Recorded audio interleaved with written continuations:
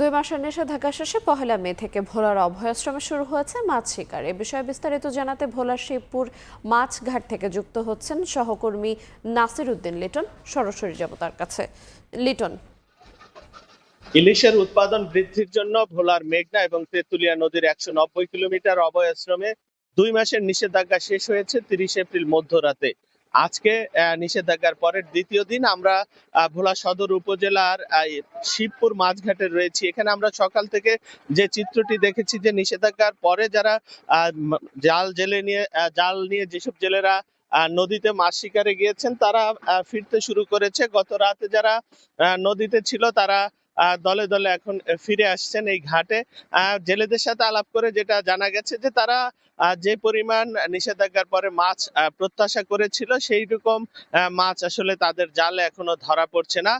কিছু জাটকা এবং অল্প সংখ্যক ইলিশ পাওয়া যাচ্ছে। যেই মাছ নিয়ে ঘাটে ফিরতে দেখা গেছে তার অধিকাংশই দেখা গেছে যে পোয়া সহ ছোট ছোট মাছ। তবে জেলেরা আশা করছেন যে নিষেধাজ্ঞার পরে তারা আরো মাছ পাবেন, সেই আশায় তারা কিন্তু নদীতে যাচ্ছেন। জেলেদের সাথে তাদের দাবি হচ্ছে যে নিষেধাজ্ঞাকালীন সময় সরকার জেলেদের জন্য খাদ্য সহায়তার ব্যবস্থা করেছে। ভোলায় প্রায় 1,68,000 জেলে রয়েছে নিবন্ধিত, এর বাইরেও জেলে আছেন। এর মধ্যে 90,200 জেলের জন্য 14,400 মেট্রিক টন খাদ্য বরাদ্দ করেছেন সরকার। আমরা মৎস্য অফিস এবং উপজেলা নির্বাহী অফিস সূত্রে যে তথ্যটা জানতে পেরেছি, ইতোমধ্যে প্রথম কিস্তির চাল বিতরণ করেছে অনেক জায়গায়। সেখানেও জেলেদের নানান অভিযোগ রয়েছে বিতরণ নিয়ে, যে প্রকৃত জেলেদের চেয়ে যারা মাছ ধরার সাথে সংশ্লিষ্ট নয় এমন জেলেরাই বেশি মাছ এই সহায়তার আওতায় বেশি এসেছে।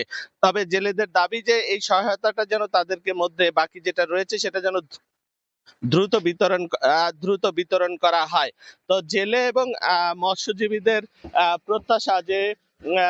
প্রত্যাশা যে বাকি যে দিনগুলো রয়েছে, গত 2 মাসের যে ক্ষতি হয়েছে তাদের, সে ক্ষতি পুষিয়ে নিতে তারা বাকি 2 মাস আশা করছেন যে আরো ইলিশ পাবেন এবং এই ক্ষতি পুষিয়ে নেবেন।